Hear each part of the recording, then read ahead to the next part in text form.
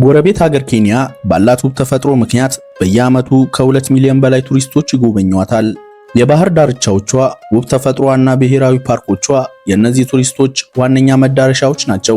እንደ ናይሮቢ ያሉ ከተሞች ከከተማነት ባለፈ በውስጣቸው የብሔራዊ ፓርክ ጭምር መገኛ መሆናቸው ደግሞ ዓለም ላይ ብቸኛ ያስብላታል። በዚህም የቱሪዝም ዘርፉ ለኬንያ ኢኮኖሚ 3.5 ቢሊዮን ዶላር በማዋጣት የሀገሪቱን ጂዲፒ 9 ከመቶ ይወክላል።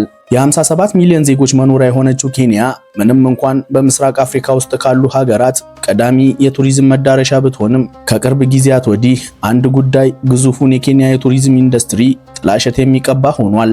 ብዙ የአውሮፓ ወይዛዝርቶች እንደ ሞምባሳ፣ ናይሮቢና ዲያኒ ያሉ የባህር ዳርቻ ከተሞችን ዋነኛ መዝናኛቸው አድርጓቸዋል። ታዲያ ከባህር ዳርቻዎቹ ውበት ባለፈ እነኚህን እንስቶች ወደ እነዚህ ከተሞች እያከነፈ የሚያመጣቸው ሌላ ሚስጥራዊ ጉዳይ አለ፤ የሴክስ ቱሪዝም። አፍሪካ ውስጥ ባሉ ከፍተኛ ወጣት የሥራ አጥ ቁጥር ባለባቸው ሀገራት ሴተኛና ወንደኛ ዳሪነት ወቅታዊ ችግርን ለመወጣት እንደ አማራጭ ሆኖ ሲያገለግል መመልከቱ ብዙም አዲስ ጉዳይ አይደለም። ነገር ግን ኬንያ በፈጣን አትሌቶቿ ልክ ስሟ በአደባባይ አይነሳ እንጂ ውስጡን እየተፋፋመ ባለው የሴክስ ቱሪዝም ከአፍሪካ ሀገራት ቀዳሚ መዳረሻ ሆናለች። በየዓመቱ የኬንያ ወንዶችን ፍለጋ በመቶ ሺዎች የሚቆጠሩ ከአውሮፓና ከተለያዩ ሀብታም ሀገራት የሚመጡ ሴቶች ኬንያ ይሰባሰባሉ። ጉዳዩን ይበልጥ አስገራሚ የሚያደርገው ይህን ፍለጋ የሚመጡ ሴቶች እድሜያቸው ከ40 እስከ 70 የሆኑ ከቀድሞ ትዳራቸው የተፋቱ ባሎቻቸው የሞቱባቸው አሊያም ሀብታም ግን የትዳር ጊዜያቸውን በስራ ያሳለፉ ወይዛዝርቶች ሲሆኑ ለግንኙነት የሚመርጧቸው ደግሞ እድሜያቸው ከ18 እስከ 30 ያሉ ወጣት ወንዶችም መሆኑ ጉዳዩን ይበልጥ አስከፊ ያደርገዋል። የኬንያ ወጣቶችም ቢሆን ጉዳዩን እንደ ስራ ቆጥረው ተዘጋጅተው ይጠብቋቸዋል።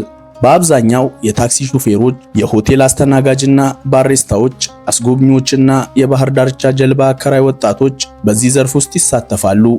በዚህም ብዙ ወጣቶች ሀገሪቱ ውስጥ ላለው ስራ አጥነትና ችግር ማምለጫ አድርገው ይጠቀሙታል። በዚህ ዘርፍ ውስጥ የተሰማሩ ወጣቶች የባህር ዳርቻ ወንዶች ወይም ቢች ቦይስ ይባላሉ። የኬንያ የሴክስ ቱሪዝም በአንድ ጀንበር የሆነ ጉዳይ አይደለም። እንደ አውሮፓውያን አቆጣጠር በ1970ዎቹና 80ዎቹ የጀመረው ይህ ቱሪዝም ቀስ በቀስ እያደገ በመምጣት አሁን ላይ ትልቅ ገቢ የሚያስገባ ኢንዱስትሪ ሆኗል። ኬንያ በ1963 ነፃነቷን ካገኘች በኋላ አፍሪካ ውስጥ ካሉ ከፍተኛ የጉዞ መዳረሻዎች አንዷ ሆነች። አውሮፓውያን ቱሪስቶች በተለይም ከእንግሊዝ፣ ከጀርመንና ከጣሊያን የሚመጡት ጎብኚዎች እንደ ሞምባሳ፣ ማሊንድና ዲያን የባህር ዳርቻዎችን ዋነኛ የጉብኝት ማዕከሎች አደረጓቸው። የኬንያ ኢኮኖሚ ማነስ ብዙ ወጣቶች የሥራ ዕድል እንዳይኖራቸው አደረገ። ይሄን ታዲያ የቱሪዝም አካባቢ ላይ የሚኖሩ ወጣቶች አካባቢያቸውን ማስጎብኘት፣ የጀልባ ኪራይና የተለያዩ መጠጦችንና የታሸጉ ምግቦችን ወደ ባህር ዳርቻዎቹ ለሚመጡ ቱሪስቶች ማቅረብ ጀመሩ። ከነዚህ ቱሪስቶች አብዛኛዎቹ እድሜያቸው የገፉ፣ ያላገቡ፣ የተፋቱና ባሎቻቸው የሞቱባቸው ሴቶች ሲሆኑ ለወጣቶቹ ጠቀም ያለ ገንዘብ በመስጠት አብረዋቸው መዋልና ማደር ጀመሩ። አይተውት በማያውቁት ገንዘብ እየተታለሉ የመጡት ወጣቶቹ ስራቸውን እየተዉ ሴቶቹን መንከባከብና ማስደሰቱን ተያያዙት። በ1990ዎቹ መጨረሻ የሴክስ ቱሪዝም በተለይም በሞምባሳ የአደባባይ ሚስጥር ሆነ። የአውሮፓ ሴቶችም ከዓመት ዓመት እየተመላለሱ ከአካባቢው ወንዶች ጋር የረጅም ጊዜ ግንኙነት መፍጠር ሲጀምሩ እንደ ሞምባሳ፣ ማሊንድና ዲያን ያሉ የባህር ዳርቻ ከተሞች ሴቶቹ ወጥመዳቸውን ጥለው የሚጠባበቁበት ቦታ ሆነ።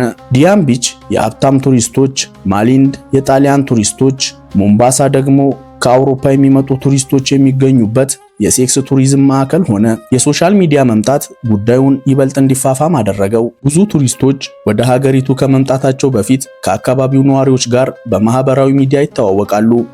ይህ ደግሞ ቱሪስቶቹ ኬንያ ከማረፋቸው በፊት ተቀባይ እንዲኖራቸው ያደርጋል። ወጣቶቹም ቢሆኑ ግንኙነት ከጀመሯቸውና አዲስ ወደ ሀገሪቱ ከሚመጡ ሴቶች ጋር በመጻጻፍ ወዳጅነታቸውን ያጠናክራሉ።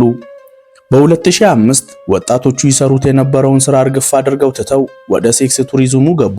ዛሬ ላይ በዚህ ስራ ልምድ ያላቸው ሰዎች የስልጠና ፕሮግራሞችን ነድፈው አዳዲሶችን እያሰለጠኑ ወደ ቢዝነሱ ይከቷቸዋል።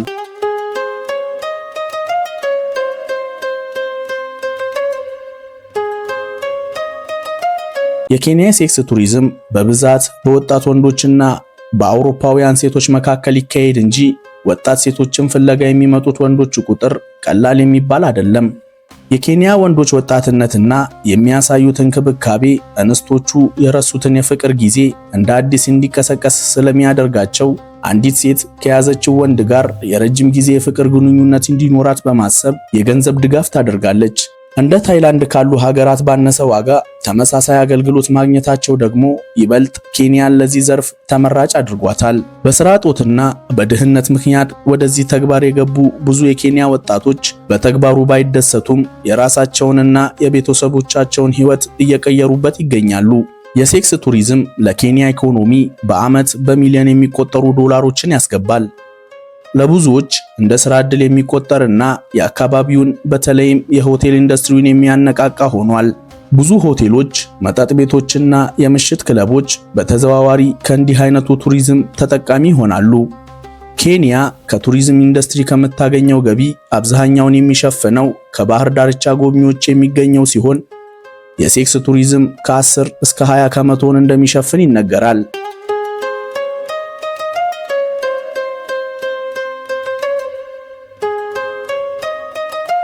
ከጉዳዩ ስፋትና ውስብስብነት አንጻር ዘርፉን ሙሉ በሙሉ ማስቆም አስቸጋሪ ቢሆንም የኬንያ መንግስት ይህን ቱሪዝም ለመቆጣጠር ከዚህ ተግባር ጋር የተገናኙ ያላቸውን ክለቦችና ቡና ቤቶች ላይ ድንገተኛ ፍተሻ ከማድረግ እስከ መቅጣት አልፎ ተርፎም ፖሊስ ለአካለ መጠን ካልደረሱ ልጆች ጋር ህገወጥ ተግባር ላይ የተሰማሩ የአውሮፓ ቱሪስቶችን በቁጥጥር ስር እስከ መዋል የደረሱ የተለያዩ እርምጃዎችንና ህጎችን አውጥቷል። ሙስና፣ ህጉን የማስፈጸም ሂደት ደካማ መሆን፣ የአካባቢው ነዋሪዎች በዚህ ኢንዱስትሪ ላይ ጥገኛ መሆናቸው ተግባሩን ለማስቆም አስቸጋሪ ያደርገዋል። ይሁንና መንግስት ከኤንጂኦችና ዓለም አቀፍ ድርጅቶች ጋር በመጣመር በስነ ምግባር የታነጸ ቱሪዝምን ለማስፈን ሰፊ የእውቀት ማስጨበጫ ፕሮግራሞችን ዘርፉ ውስጥ ላሉ ወጣቶች እያዘጋጀ ይገኛል። ነገር ግን አሁንም ኬንያን ከሚጎበኟት ዓለም አቀፍ ቱሪስቶች 20 ከመቶውን የሚሸፍኑት በተለይም ደግሞ ከአውሮፓ ሀገራት የሚመጡት ሴቶች ዘርፉን እያባባሱት ይገኛሉ። በ1963 ኬንያ ከእንግሊዝ ነፃነቷን ካገኘች በኋላ የሀገሪቱ የቱሪዝም ኢንዱስትሪ መነቃቃት ሲጀምር የጀመረው ይህ ተግባር አሁን ላይ ከመንግስት አቅም በላይ ሆኖ በሺዎች የሚቆጠሩ ወጣቶች ሕይወታቸውን ለማሻሻል እንደ አማራጭ ይጠቀሙታል። የዛሬው ፕሮግራማችን ይህን ይመስል ነበር። አብራችሁን ስለሆናችሁ እናመሰግናለን። ሰላም።